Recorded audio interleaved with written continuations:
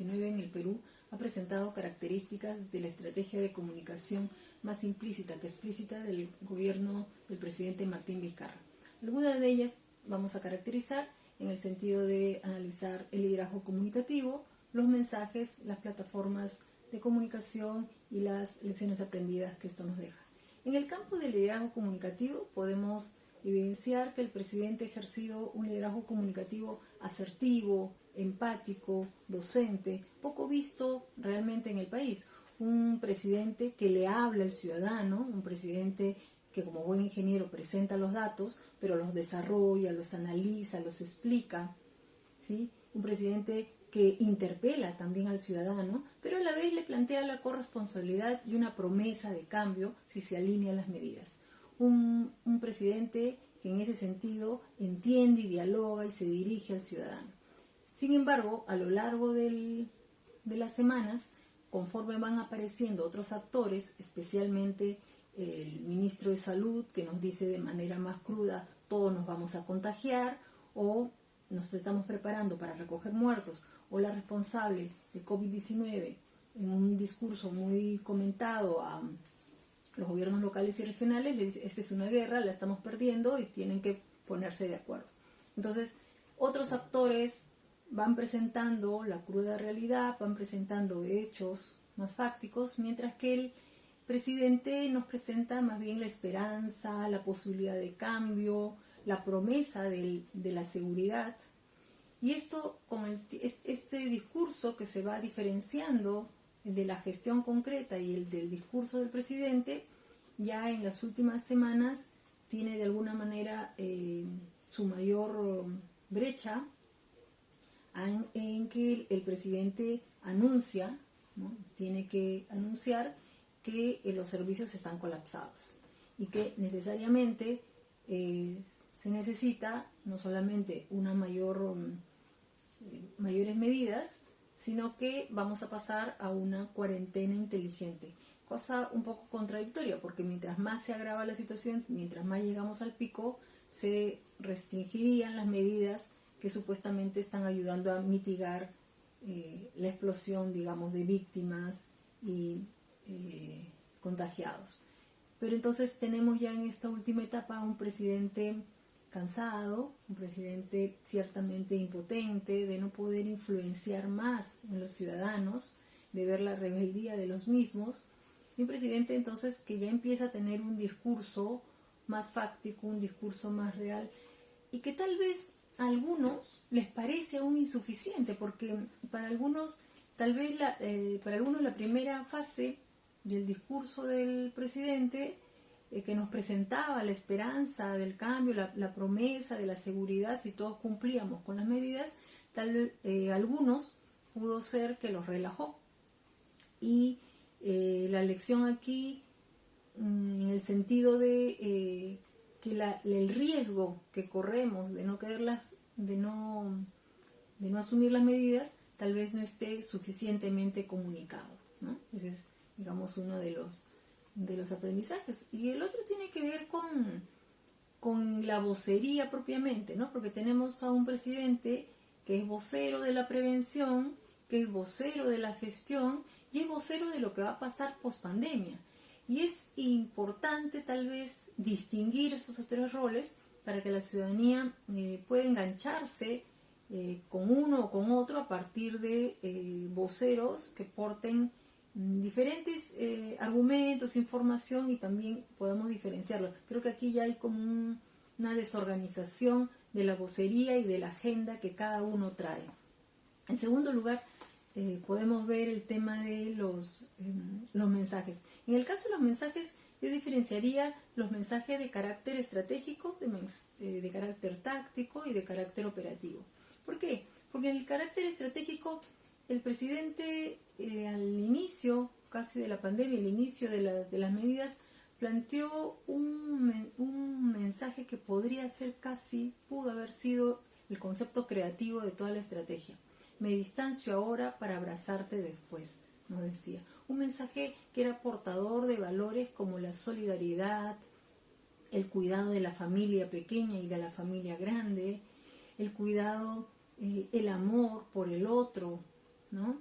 la necesidad de hacer las medidas no solamente en función al cuidado de la salud, sino al cuidado de la vida nuestra y de la de los demás, por un otro que tenía rostro, un otro que era el adulto mayor, un otro que eran las mujeres embarazadas, los niños, las personas vulnerables. Es decir, nos plantea un discurso, nos plantea un mensaje que nos envuelve no solamente en una acción de cambio, sino en una promesa de comunidad, ¿sí?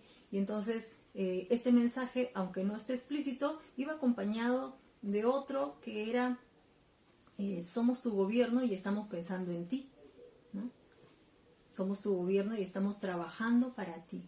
En ese sentido, este primer mensaje a lo largo del tiempo, a lo largo de las semanas, se ha mantenido. Sin embargo, ha ido variando y en estas últimas semanas aparece una cierta incongruencia, ciertamente, porque mientras el pico más alto o se está en el pico más alto de los contagios, ¿no? Es cuando se anuncia que la cuarentena va a terminar y vamos a pasar a una cuarentena inteligente. A pesar que a lo largo de las semanas los ciudadanos, no todos por cierto, han demostrado que tienen que salir, ¿no? O salen por diversos motivos. Entonces hay ahí una incongruencia que de alguna manera se contradice con el mensaje inicial y no está siendo suficientemente desarrollado. El segundo punto, el segundo tipo de mensajes tiene que ver con aquellos mensajes más de corte táctico.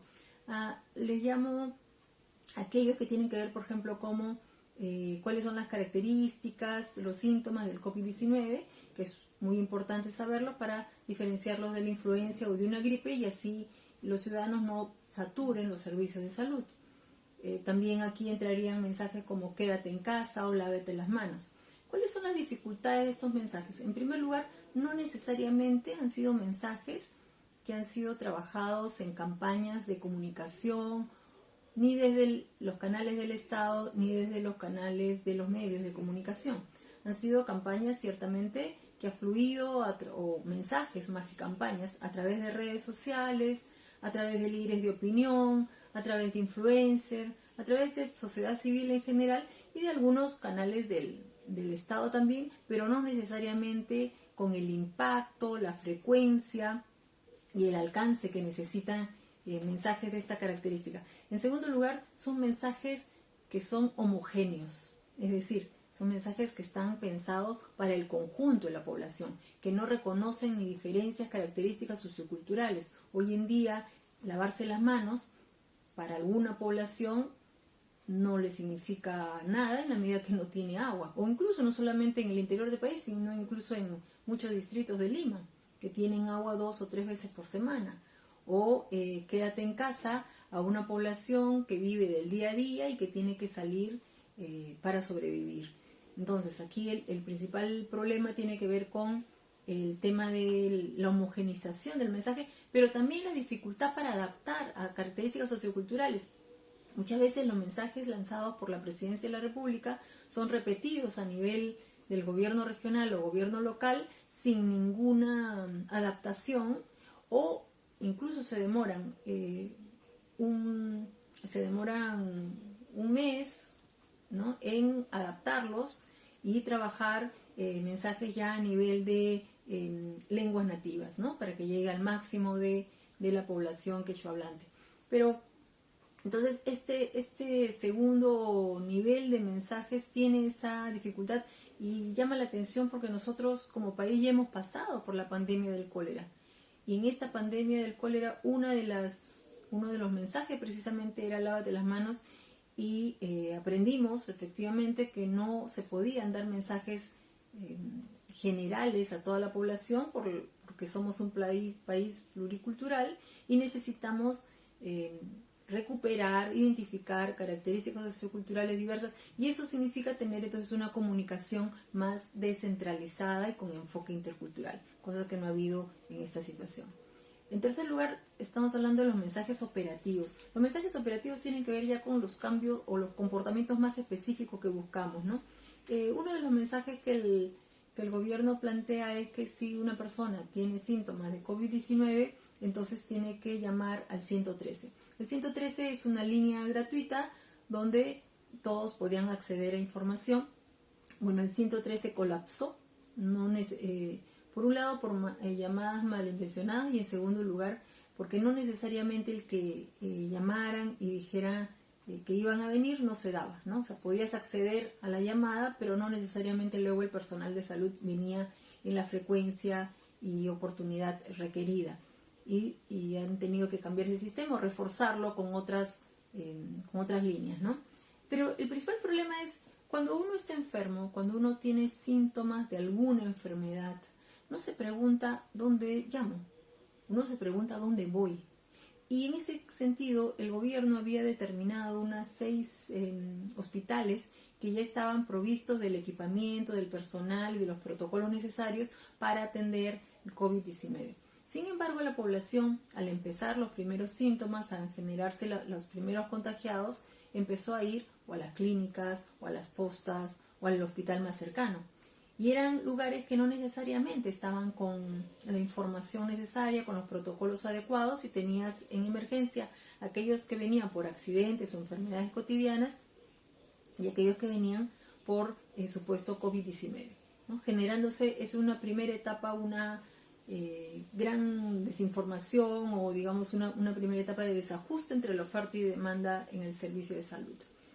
Esta situación nosotros podríamos analizarla que se repite en otros aspectos. Se repite, por ejemplo, en lo que es la búsqueda de alimentos en las bodegas o los supermercados que ya no se puede ir, o los mercados porque son focos de contaminación. Hay diversas situaciones en las que uno puede encontrar poca claridad sobre el qué hago, a dónde voy, ¿no? Esta información más operativa, más del cotidiano, más de la vida cotidiana de la gente, si bien es cierto, desde mi perspectiva le corresponde a los gobiernos locales y regionales, estos no han sido capaces de resolver y no son parte de la estructura de comunicación del gobierno. Y por tanto, en este nivel es donde es más limitada la estrategia de comunicación. En tercer lugar, habíamos visto o había planteado el tema de las plataformas y medios de comunicación. Ciertamente, una de las características del gobierno de Vizcarra en esta etapa ha sido las conferencias de prensa. Las conferencias de prensa han sido muy valoradas, son conferencias estructuradas, son conferencias esperadas, se dan a la misma hora, duran un tiempo similar, tienen un protocolo o tienen un programa establecido, los medios pueden preguntar un día anterior, se sortean las preguntas y en el espacio en vivo se responde, ¿no? De hecho, el presidente presenta a sus ministros o presenta a otros actores que tienen que reportar aspectos de avances o problemas en relación a la gestión de la pandemia y en ese momento se responde, ¿no? Él organiza, delega y aclara si es que es necesario dependiendo de la respuesta del ministro o la ministra. A nivel de las páginas web, también se ha organizado rápidamente una página web que solamente trabaja COVID-19 a nivel de la Presidencia de la República. Tiene información actualizada, creo que ha sido importante, se elaboró en muy pocos días, ¿sí? Y en ese sentido, tanto la televisora nacional como Andina, la agencia de noticias y la radio, difunden paralelamente y en simultáneo, en redes sociales también, las conferencias de prensa. Creo que esto es muy importante. Los medios locales y regionales también se han sumado a esta difusión y en general a todo lo que es el trabajo de educación e información en esta coyuntura, en este contexto. Sin embargo, tenemos que decir, los medios de comunicación no han estado a la altura de lo que se necesitaría, ¿no?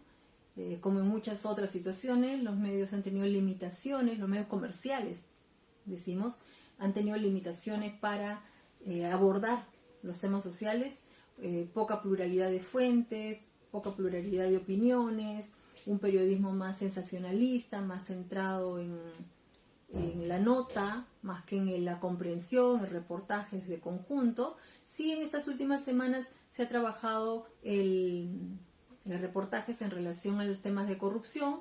a propósito de los bonos y los víveres entregados a sectores populares que han sido también entregados a algunos funcionarios.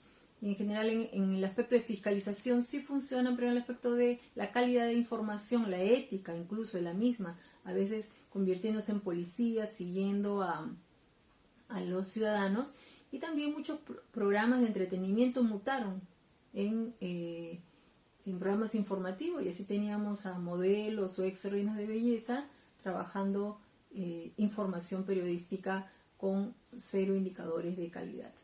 Bueno, entonces en ese sentido los medios privados tienen una deuda pendiente con nosotros, más aún si han tenido poco apoyo en las estrategias del Ministerio de Educación en Casa.